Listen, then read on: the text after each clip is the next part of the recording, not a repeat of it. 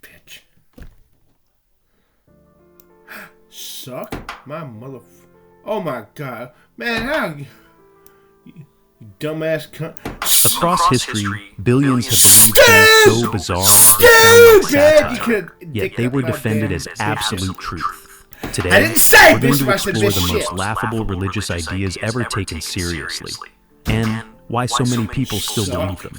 Throughout history, people have accepted beliefs so absurd that if they were introduced today, most would laugh them off instantly. Yet at the time, these ideas were treated as sacred truths, defended by entire communities, and enforced with real consequences for those who questioned them.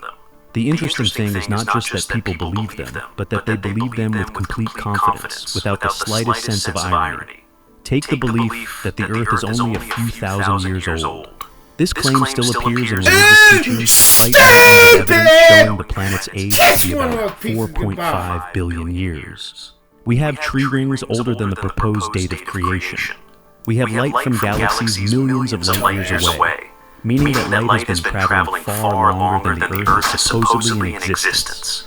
Yet I think he's got the short end of that, because questioning it is seen not as a matter of curiosity, but as a moral or spiritual faith. The oddity here is that the same people who accept airplanes, smartphones, and GPS, all based on the same science that shows the true age of the Earth, suddenly draw the line when that science contradicts an ancient text. Some beliefs become even stranger when you step back and strip away the reverence. There are religious groups that hold the idea that certain animals are sacred or untouchable, yet in other contexts, the same creatures are seen as pests. A cow can be an object of worship in one culture, while in another, it's lunch.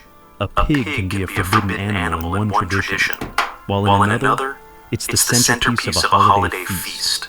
The contradiction is not about the animal itself, but about human stories. It's not a cow or a pig that changes. It's the narrative, and the narrative is treated as if it comes from the ultimate source of truth. Then there's the belief that some substances are inherently holy. Water taken from a river becomes a divine cleanser, not because its chemical makeup is different, but because of the story attached to it. A piece of bread can be treated as an ordinary snack one moment, and as the literal flesh of a deity the next, depending entirely on ritual words spoken over it. It's fascinating to think that the same molecules of hydrogen and oxygen, or the same carbohydrates and proteins, are transformed not by physical change, but purely by belief. In any other context, this would be indistinguishable from magic tricks, objects becoming something else through the power of an incantation. Religious beliefs often make claims about human origins that would be considered laughable if they weren't wrapped in sacred language. Myths describing the first humans, shaped from clay or from the body parts of a giant, are found across many cultures. In one, humans are formed from the dust of the ground by a divine craftsman. In another, the sky god kills a cosmic monster and uses its remains to create the world. These are imaginative stories, but they are not supported by evidence. They were simply the best guesses people could make when they had no understanding of biology, geology, or cosmology. The strange part is not that these myths existed, but that in the modern era, when we have DNA analysis, fossil records, and an understanding of evolution, many still insist that these stories are literally true. Some beliefs are so specific they almost read like satire. There have been sects that believe an invisible planet is going to pass close to Earth on a certain date, bringing salvation to the faithful. The followers sold their homes, quit their jobs, and waited. When nothing happened, instead of admitting the belief was false, the leaders simply changed the date or reinterpreted the event. This pattern has repeated so many times across different groups that psychologists have studied it in detail. The phenomenon, known as cognitive dissonance, shows how people double down on false ideas when confronted with evidence against them. The survival of the belief becomes more important than whether it's actually true. Some ancient religious beliefs about the universe were wildly off the mark, but still held for centuries. The idea that the Earth sits on the back of a giant animal or rests on a stack of pillars was taught as truth in different civilizations. Others believed the sun was a chariot pulled by supernatural horses, carrying a stable trip across the sky. These images might sound poetic today, but they were once considered the best available science, supported not by evidence, but by authority. Anyone questioning them could be treated as a threat, even if their alternative explanation was closer to reality. In many traditions, the afterlife is described in terms that reveal more about human desires than the cosmic truth. Some promise eternal pleasure to those who obey, complete with lavish feasts, perfect climates, and even an endless supply of companions. Others promise eternal torture for those who disobey, with fires that never burn out and suffering without end. These descriptions are oddly similar to the rewards and punishments used to control behavior in everyday life. Just scaled up. The most laughable part is not the creativity of these visions, but how transparent they are as moral incentives. They work not by presenting truth, but by manipulating fear and desire. There are beliefs that give enormous cosmic significance to clothing, hair, or dietary habits. In some faiths, a man's salvation can depend on the length of his beard, while a woman's virtue can depend on how much of her skin is covered. In others, eating the wrong type of food on a specific day is considered a serious offense against the divine order. These rules can be so specific and arbitrary that outsiders often have trouble seeing them as anything but human inventions. Yet for believers, they become non-negotiable matters of eternal consequence. The ability to convince people that the universe itself cares about their haircut or their lunch choice is one of the strangest features of religion. Some beliefs about illness and healing have had devastating consequences. For centuries, diseases were blamed on sin, demonic possession, or the displeasure of the gods. People were told that prayer, sacrifice, or ritual was the cure, rather than hygiene, nutrition, and medicine. Even today, there are groups that reject modern medical care in favor of sometimes with deadly results. The belief that a deity will intervene to cure illness is not just uncommon, it can directly cost lives. And when the healing fails, the blame is often placed on the patient's lack of faith, rather than the failure of the belief itself. Certain creation stories claim that all languages came into existence suddenly, as a punishment for human pride. According to one well-known version, people once spoke a single language, built a great tower, and were then scattered with different tongues so they couldn't cooperate. The actual history of languages, traced through linguistics, shows a gradual evolution over tens of thousands of years, shaped by migration, trade, and isolation. Yet the myth persists, taught to children as an explanation for something that science has already explained in detail. These examples barely scratch the surface of the catalog of beliefs that have been held, defended, and passed down for generations. What makes them remarkable is not just their content, but the social force behind them, the way communities rally to protect them from criticism, the way authority figures frame them as sacred, and the way they can survive in the face of overwhelming contradictory evidence. Many of them are so consistent with reality that if they were presented as brand new ideas today, they would be dismissed instantly. But history and tradition give them a kind of protective shell. And this pattern continues. In modern times, new religious movements arise with ideas every bit as strange as the old ones. Cosmic battles happening on invisible planes, sacred messages received from extraterrestrial beings, and predictions about the end of the world scheduled for very specific dates. These groups often gain followers rapidly, showing that human psychology hasn't changed much. The same mechanisms of trust and authority, fear of punishment, and hope for reward still operate as they did thousands of years ago. One of the more curious features of many religious systems is the belief that certain geographic locations are more important to the universe than others. Entire doctrines revolve around the idea that a particular mountain, city, or patch of desert is the literal center of divine attention. Wars have been fought, lives have been lost, and generations have been shaped around the idea that a god has chosen one spot on the planet above all others. The irony is that if you were to show someone a world map without labels, they would have no way to guess which location is holy unless they were told a story about it first. The soil, the air, and the rocks are the same as anywhere else. yet the belief transforms them into something untouchable. There are also traditions that assign cosmic significance to numbers. Some hold that certain numbers are inherently lucky. Others that some numbers are cursed. A faith might declare that there must be exactly 12 disciples, or 7 heavens, or 40 days of purification, as if the universe itself is bound to the limits of human counting. The numbers themselves are arbitrary, drawn from cultural contexts, but they are treated as if they reveal the blueprint of reality. And because numbers can appear everywhere, believers find patterns in everything from the arrangement of stars now to the fucking pages of whore right here. books, interpreting them as signs of divine order rather than as the human tendency to notice patterns even where none exist. Many religions have beliefs about the end of the world that are oddly detailed. They predict earthquakes, floods, battles, and cosmic events, often with a sequence of steps that sounds more like a script than a prophecy. The strange thing is that countless end times have been predicted and have come and gone without fulfilling the timeline. Yet the belief in the imminent apocalypse persists. Come on, you dickhole. Sometimes, when the world fails to end on schedule, followers reinterpret the prophecy as symbolic, or they set a new date. This Come on, resilience you in the dickhole. idea is a testament to the power of belief over observation. Some beliefs about morality are so entangled with superstition that they can turn harmless acts into serious offenses. In one faith, working on a specific day of the week can be considered a moral failure worthy of punishment, while in another, walking a certain number of steps on that day is forbidden. These rules have no basis in harm or benefit. They are purely symbolic boundaries, You whore. yet they are treated as evidence of moral character. What's more, breaking them can be seen as worse than causing real harm, because it is framed as disobedience to divine authority rather than a practical issue.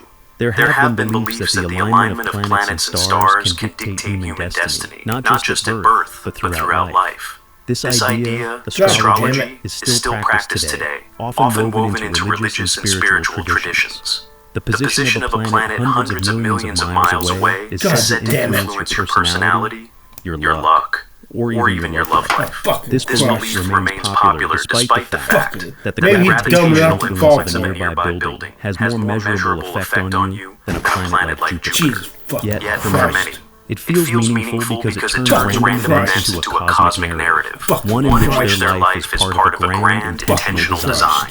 Religions have also given us the concept of relics, objects that supposedly carry supernatural power because they were touched by a holy figure.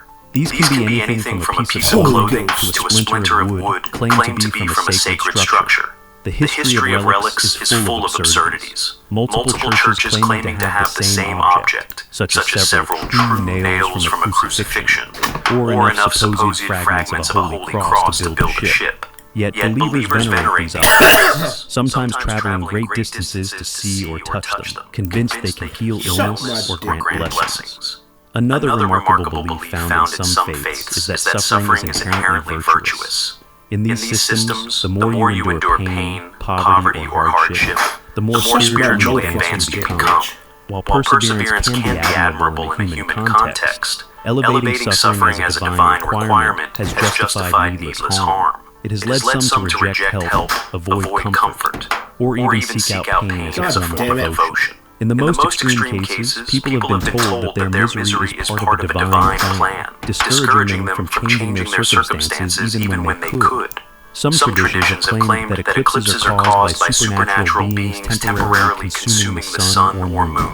These stories were often accompanied by rituals to save the celestial body, such as banging drums or making offerings. The reality, as astronomy has shown, is a predictable alignment of the Earth, Moon, and Sun. But before that understanding, entire communities acted on the belief that their actions were directly influencing cosmic events. The humor, in retrospect, is not in their ignorance. They lacked our knowledge, but in the fact that such explanations are still treated as sacred history in some circles, even after they have been disproven.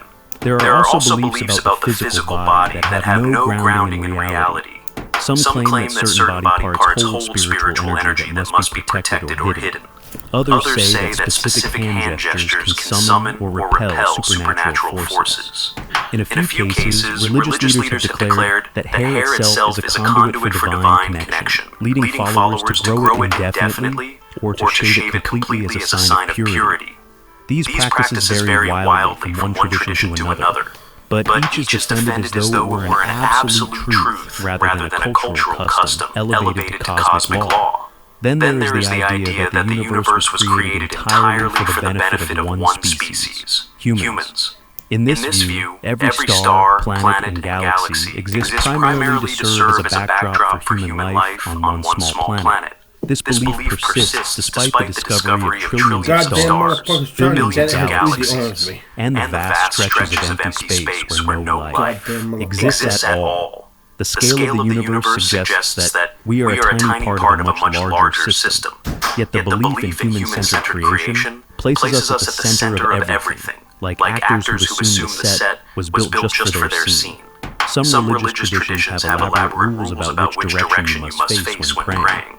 Followers might orient themselves toward a specific city, building, or structure, even if they are thousands of miles away.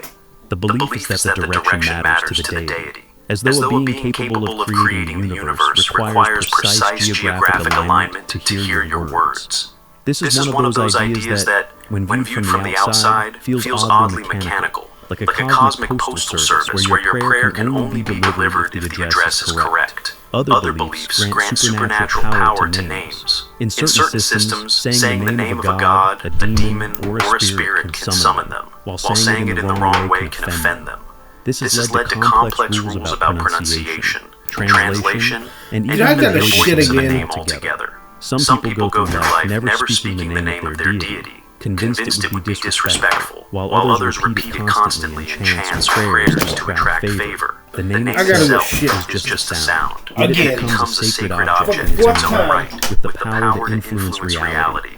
In many faiths, ritual purity is seen as separate from physical cleanliness. A person can be spotless in the literal sense, but still be considered unclean because of contact with the wrong object, person, or event. This concept often extends to natural bodily functions, which are treated as spiritually contaminating. The resulting rules can be incredibly intricate, with entire sections of holy text dedicated to explaining how to restore purity after everyday events. What makes it striking is that the definition of purity is entirely internal to the belief system. Without the doctrine, the unclean act would be meaningless. The history of religious dietary laws provides endless examples of arbitrary rules elevated to divine command. One faith might ban shellfish, another might forbid dairy and meat, while another requires a period of fasting each year. While some of these rules may have had practical origins, such as avoiding foodborne illness before refrigeration, they have persisted long after the original reasons disappeared. Today they are enforced not as health advice, but as moral obligations, sometimes even used to judge the character of those who break them. Some of the strangest religious beliefs concern animals, not because animals are unimportant, but because the reasoning behind these rules is detached from reality. In some traditions, certain creatures are considered cursed simply for existing. Black cats have been linked to witchcraft, owls to death, and snakes to evil, regardless of their actual behavior or ecological role. On the other side, some animals are thought to carry divine blessings, so much so that harming them is forbidden, even if they damage crops or spread disease. The beliefs have nothing to do with biology or survival, and everything to do with stories told long enough that they become unquestionable. Another belief that stands out is the idea that repeating a specific phrase a certain number of times can alter the course of the universe. This is found in many traditions, counting prayers on beads, reciting mantras, or chanting in rhythm to reach a spiritual goal. While repetition can certainly have psychological effects like focus or calm, the leap from mental state to cosmic influence is huge. Yet millions follow such practices convinced they are sending direct signals to a supernatural being. The logic behind it is rarely examined. It's simply the way it's always been done. Many religions also have sacred calendars, where certain days are said to be more spiritually powerful than others.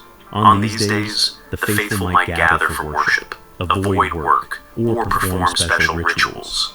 The fascinating part is that these dates are often based on local agricultural cycles, lunar phases, or political events from centuries ago, yet they are framed as universal laws. A God who exists beyond time and space is somehow tied to a timetable set by human observation of the moon or harvest seasons. The entire structure of worship can hinge on astronomical trivia. There are cases where religious rules have dictated architecture in ways that defy practical needs. Temples, shrines, or mosques are built with precise orientations, shapes, and dimensions, not because they serve a structural purpose, but because of symbolic or divine requirements. In some cases, buildings have been reconstructed multiple times because their measurements were slightly off from sacred proportions. The belief is that these dimensions matter to a deity, as if perfection in human construction somehow influences a cosmic will. The fact that these rules vary between religions suggests they are human preferences turned into divine mandates. A particularly strange belief is that misfortune can be caused by breaking a sacred promise, even unintentionally. Some traditions teach that oaths or vows made before a deity must be fulfilled no matter what, because failing to do so invites divine punishment. The vows can be as simple as promising to avoid a certain food, or as extreme as dedicating one's life to a cause. In history, there are examples of people carrying out harmful or irrational acts simply because they once pledged them in a moment of emotion. The binding power of the belief overrides any reconsideration of whether the promise makes sense. In the realm of historical oddities, there were religious movements that believed human sacrifice was essential to keep the world functioning. These were not symbolic acts. They were carried out with the conviction that without them, the sun would fail to rise or the rains would not come. Entire civilizations participated in these rituals, passing them down as noble traditions. The grim truth is that such beliefs were fueled by fear of cosmic collapse, a fear so strong it made people see killing as a sacred duty. From a modern standpoint, the idea that the universe depends on ritualized violence is one of the most chilling examples of misplaced conviction. Some beliefs place enormous importance on the arrangement of symbols or objects. In certain systems, drawing a specific shape, such as a star or circle, can supposedly summon protection or invite danger. Holy symbols can be worn as jewelry, hung in homes, as George or got inscribed on objects. While these can have cultural or sentimental value, the leap to thinking they affect physical events in the world is another example of magical thinking. The symbol gains its power entirely from the belief placed in it, not from any measurable effect. Another curious pattern in religion is the way natural disasters are often explained as punishment for moral failings. Earthquakes, floods, and plagues have been attributed to the anger of gods rather than to geological, meteorological, or biological causes. This has two consequences. It shifts focus away from prevention and recovery, and it reinforces fear as a tool for control. By framing disasters as divine messages, leaders can claim to know the mind of the god and use the event to push moral or political agendas. There are traditions where sacred texts are believed to contain hidden codes that predict the future. Followers pore over them, counting letters or analyzing numerical values assigned to words, convinced that they will uncover divine secrets. Given enough text and creative interpretation, patterns can always be found. This is a well-known cognitive bias. Pattern recognition applies where no real connection exists. The persistence of this belief shows how easily randomness can be turned into prophecy when the desire for meaning is strong enough. Some religious laws go so far as to control which hand a person should use for certain tasks. Eating, greeting, or even pointing might be dictated by divine command. In some cultures, the left hand is considered unclean. In others, it's the right. These rules, entirely dependent on cultural context, are followed with the belief that violating